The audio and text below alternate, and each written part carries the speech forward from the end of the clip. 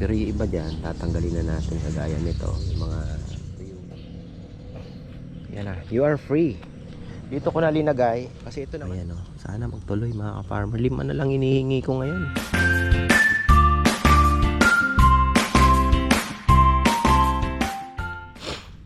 Ay, ayan, isang magandang buhay at grabe mga ka-farmer. Tinamaan tayong trangkaso. Ang lakas daw po ng ulan kagabi. Madaling araw na pala. Sabi ni Mama Beth.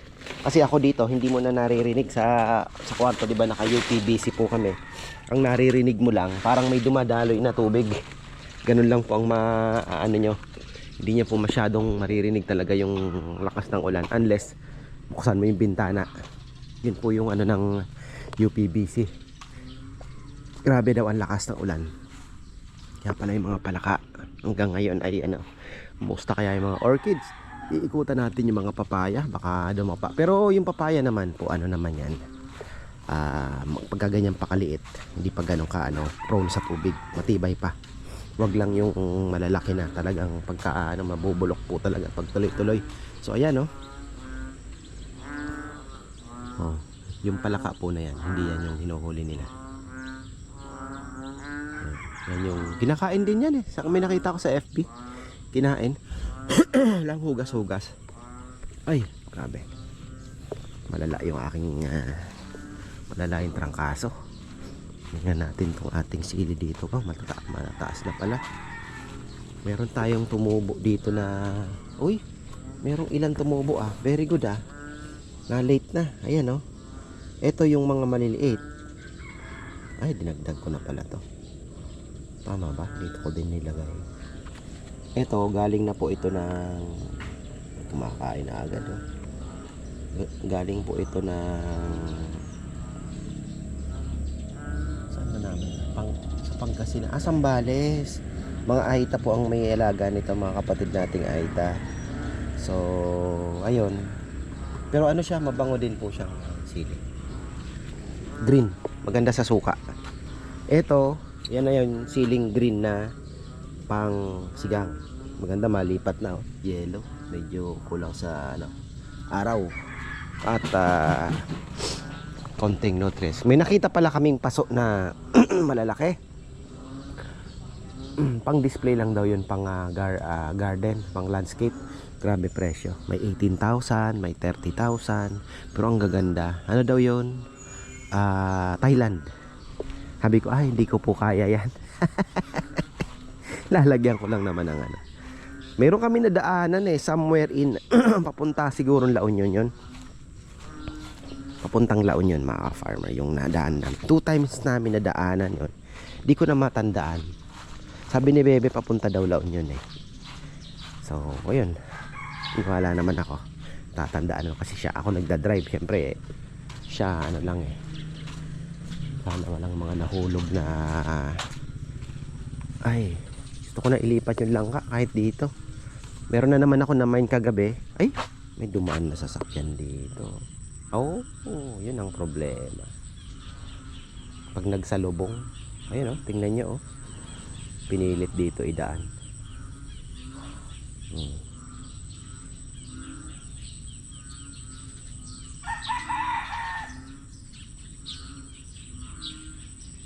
Dapat talaga. Yun ang problema natin. Tingnan nyo, pinasok doon. Hindi talaga maiwasan kasi magsalubong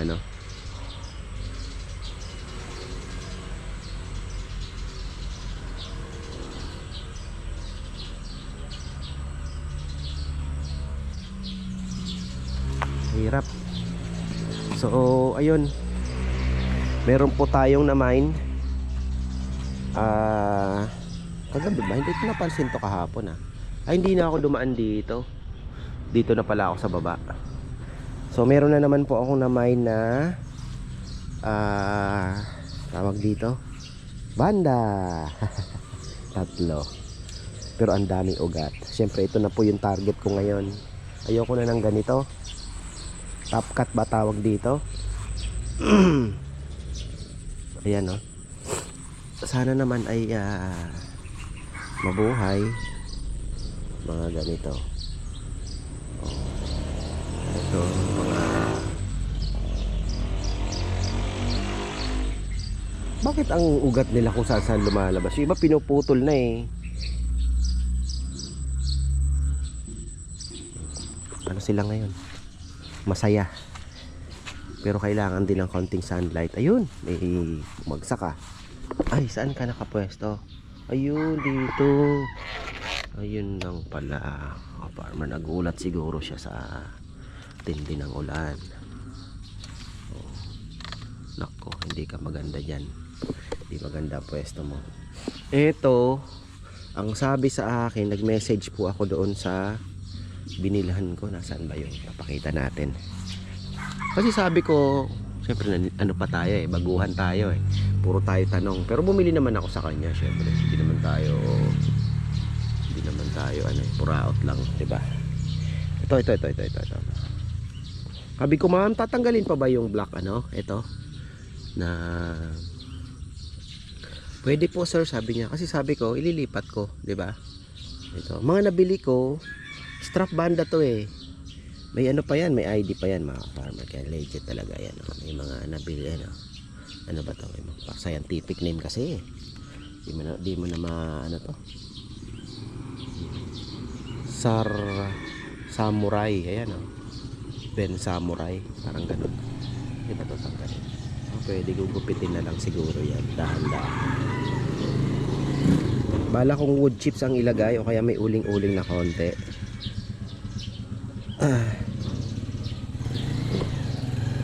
Ito din ang mga baby. Sa picture akala ko ang laki. Minain ko mura, sabi ko. Kaya pala mura. Ang liliit. Ay, ganun talaga ang buhay.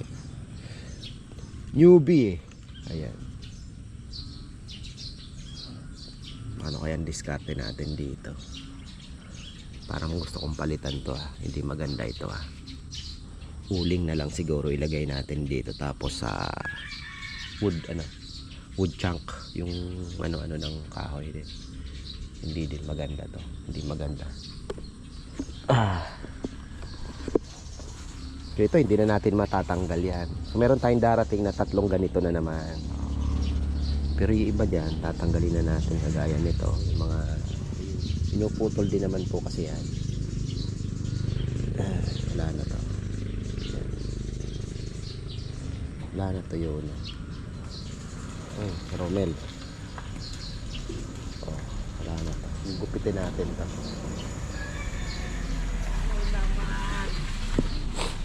Ay, morning. Ha. Anti-stress, ang ganda naman yan. Mahal eh. Ayan. Good morning po sa lahat. Ayan. Good morning sa lahat. Magandang Saan ang biyahe mo? Florida Blanca po. Grabe ulan daw kagabi, ano? Opo. Mag-ingat po tayo lahat. Oo. Kahapon marami pa rin pumunta kahit binabagyo kami.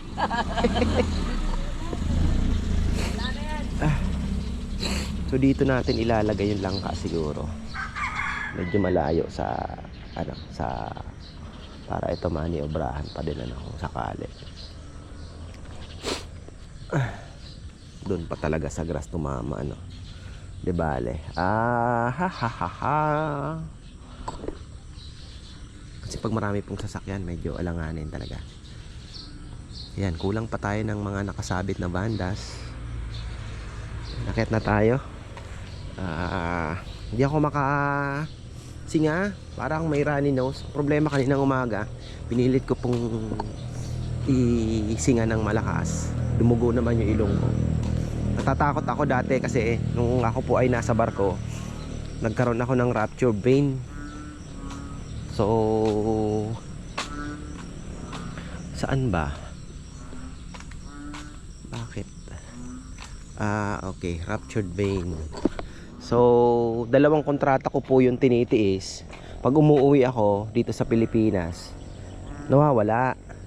Pero pagka sumampa na ako sa barko, ay ayun, nag-nosebleed palagi ako. So buti na lang matropa tayo dahil alam niyo, bartender, mga ka-farm, pati mga doktor payolado natin yan. Mga kape-kape nila, lakas sila magkape, mga Italiano.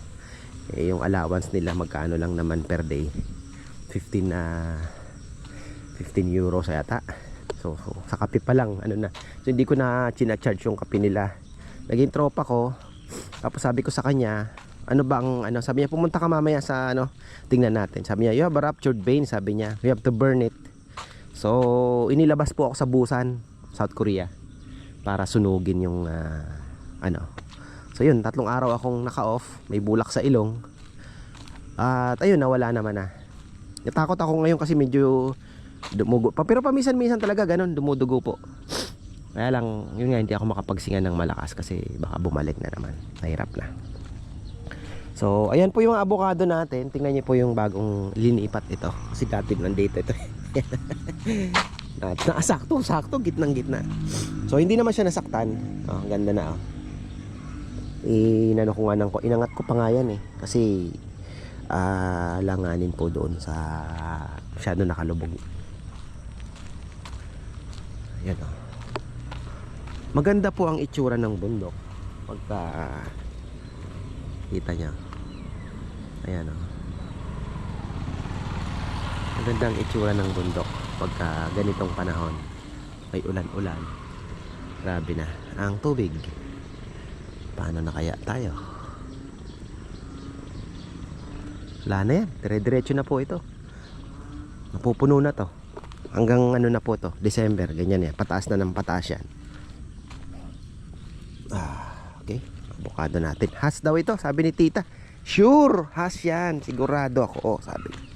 Pero yung mga has kasi nakikita ko sa tinatanim nila sa ibang lugar. Mas maliliit ang dahon. Pero ayan ganyan po. Ito. Ayan kita niya yan? Yan na yan. Ganyan po yan dahon ng has. So, meron namang lumalabas pa. Iba-iba kasi ang korte eh. Tapos, gusto ko nang magsukat kasi ito yung dahon ng has. Ganyan, kaliliit. Parang hindi avocado. So, kasi kung ako pamilyar ako sa native na avocado, malalaki dahon. Ayan. Yung kailangan na natin sukatin kung ilan ang kailangan natin na pagtataniman po nung mga plat natin. Siguro hanggang dito lang naman. Magbibigay tayo na, hindi natin pwedeng isagad kasi may mga dumadaan na sasakyan. So dito lang tayo. 8 feet pwede na. 8 feet. Ingat! Ay! 8,000 Ay. Marilyn, yung kahapon. Sige. Okay. Bigay ko lang kay Bebe. Puno na. Malapit na, nag-message ako. Bago mag-August siguro, Binalonan. Binangonan, Rizal. Oo. Ingat. Binangonan, Rizal. Yan, kukuha tayo ng isda. Ayungin. Sana mapalaki natin. Pangarap ko mga ka-farmer. Pero kung hindi, wala namang problema, di ba? Pero marami din naman ang nagsasabing magsasayang ka na naman ng sasayang ka na ng pera dyan. Mga bitter nating viewers. Oo. Ako naman po, wala namang masama sa pagsubok, di ba? At importante sinubukan natin. We have only one life. Kung hindi ka naman magkakasala sa gagawin mo, hindi naman masama. 'Di ba? Wala namang magsasuffer. Kaunting halaga. Ba't di mo subukan, 'di ba? You have only one life. Kaya gawin natin. Malay natin. Ngayon nga po pala, may ulang farming na daw sa pande, 'di ba? Dati last year wala pa ako nakikita na nag-aalaga niyan sa pande. Tingnan niyo ngayon meron na pala. Isa ako sa mga una. No, hindi naman po sa pag-aano. Isa ako sa mga unang sumubok. Naparami ko eh. Problema yung hito, kinain. Mas maganda pa nga siguro kung meron po silang mga PVC, dun po sila nagtatago sa ilalim. Kung talagang kakaririn mo yung ulang farming, ganun ang gagawin mo. May mga PVC po sa maglalagay ka ng mga hole na dun po sila tumatago kasi. So, ganon. Kung talagang kakaririn mo yung ulang. Ang ganda din naman ng presyo, 'di ba? So ayungin, libangan naman po 'to eh. 'Di ba? So hindi naman siya, gusto kong subukan muna sa libangan, malay natin turn into business. Pagka nag-click po yung ayungin, baka mag-ayungin na lang tayo. Kahit pakainin mo yun, may income ka sigurado dahil ang mahal po ng ayungin. Kahit i-post mo lang dito, may pupunta siguro bibili. Isipin mo, freshly catch ayungin. Pupunta ka dito, buhay mo pang makikita, nagaano, gusto mo iluto pa sa'yo, di ba? So, ang laki po ng space na to, kung ayungin lang aalagaan mo. Maliit lang po ang ayungin eh. So, sabihin mo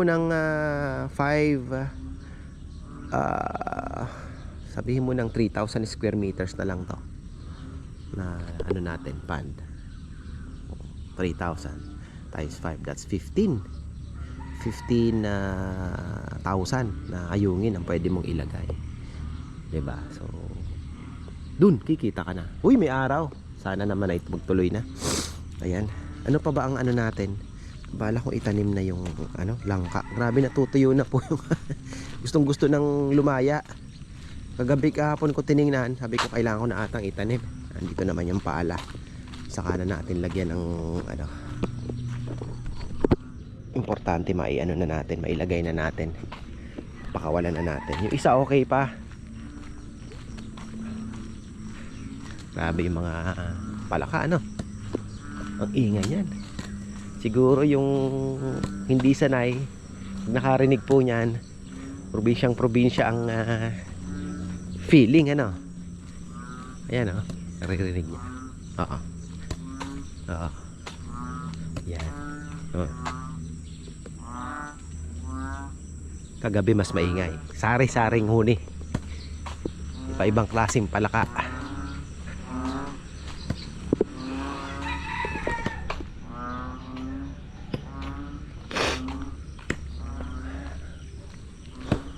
Ay, yung mabolo natin nagdahon na. Medyo nasaktan siya nung summer. Walang tubig talaga. Sorry, Ate Mer. Alam ko mahal mo yung mabolo. Dito tayo. Ay. Marami mga palaka, oh. Sigurado marami na namang mamimingwit ng mga boys dito. Nag-i-enjoy sila. Break time, day off. May pupunta mamimingwit. So ito na ang itatanim natin. Makamamatay. Sayang din to. 4. So 1, 2 plus shipping. Magkano din to? Sabihin mo 400, ano? Oh, grafted yan. Sana mabuhay. Buhay pa yan kasi medyo na 4 yan eh. Yung 2. 3 lang pala to. 3 lang pala. So 400, that's 500 din pala to. Pero ayan, tingnan nyo. Kaya lang, tatanggalin po natin yan dahil na andito yung dugtong. Yan na, you are free. Dito ko na linagay kasi ito naman pwede nating ilipat yan kung just in case na ako pa lang naman po yan. Mas importante to, diba? So hopefully ayan po ang mga babantayan natin na ilangka, avocado, ano pa ba yan, rambutan, yung mga tinanim natin. Hopefully next year yan po ay maggagandahan na at magtitrim na tayo. Doon ako excited sa part na yon. Mamimili na tayo ng pwede nating itira ng mga branches. Kaya lang ito, natamaan to nung nagano si Kongkong, nagputol ng Madre de Agua. Ito, tinira ko na to eh. Ayan, dali. Ang ganun talaga. Importante hindi nadali. Tuluyan. Yan. Nagano na kasi ako, nag-cut na ako eh. Ayan o. Dapat pala ganun. Mali ako dito ah. Yun yung gagayahin to. Dapat ganun para yung tubig yan. Iba yung dahon ng latex plus ito compare sa dahon ng mas bilog po yung dahon ng Eviark. Uy, ayan, tanan natin yung yung mga papaya dito. Kahapon parang delikado yung mga papaya eh. Yan, okay na yun. Ito yung talagang inisip ko na kahapon. Sabi ko itatanim ko na. Buti na isingit natin bago tayo Bah, tumahimik yung mga palaka. Tulog na yata. Pero pag umulan, magigising yung mga yan. Kalamansi, abangan din natin yan. May mga siling ano, yun pa isa sa mga gusto kong parami. Tapos yung raised bed natin dito, bala kong haluan ng lupa. Baka hindi din maganda pag puro po yung ilalagay natin. Kaya lang sana may makuha tayong magandang garden soil. Marami-rami din yun. Siguro mga 2 truck yan. Kasi 6x2 6 inches ang taas. Oo. So yan, kailangan nating sukatin. Hanggang dito lang. So siguro mga ilan ba? Ilang feet ang lapad. Tansyahan. 1 2 3 4 5 feet 5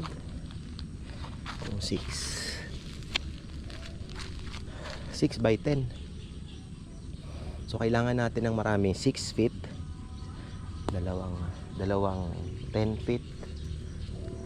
Ito pwede pa dito. Ririnig ko na si carpenters, tumitira na. Ito 10 feet din to. So dalawang 10 feet. Pwede naman natin ipasok ito. Dalawang 10 feet. 3 1 2 3 6 6 ilan kaya.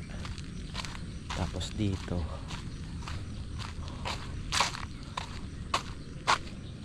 dito maliliit kasi sa gitna bala ko pa maglagay ng papaya. 5 by 5 lang, 6 feet. Ewan ko lang po kung meron siya. Ano, puputulin na lang natin yung 10. Natanong na ako ni Sister Marisa, ating tropa sa Coco Lumber.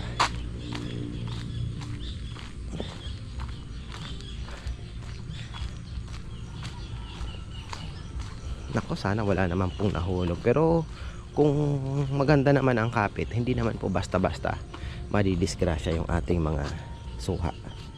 So pag init, magi-spray na naman tayo. Ayan o, sana magtuloy mga ka-farmer. 5 na lang inihingi ko ngayon. 5 sana. Uy. Uy, marami pa pala. Marami pa naman. Malay mo bigyan tayo ng 10. Marami pa naman. Doon marami pa eh.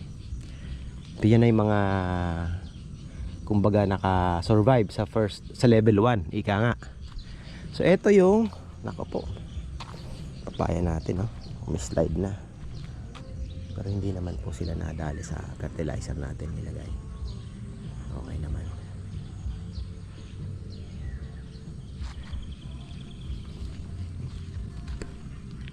Nako. Ayan o. Sana huwag magtuloy. Okay. So ayan po mga ka-farmer ang ating update. Isang ikot lang oh. Galing ah. So wala, 3 days po tayong walang trabaho. Hindi po talaga ng ulan. Si Kongkong pa naman, sabi ko hindi ka pumasok ng isang araw. Wala kuya, lakas ng ulan, sabi niya. Umuwi na lang ako. Sabi ko, alam mo naman yung mga regular kahit pwede namang, di ba? Mauwi na siya siguro, baka gusto rin magpahinga. So ayan, marami pong salamat at magandang buhay.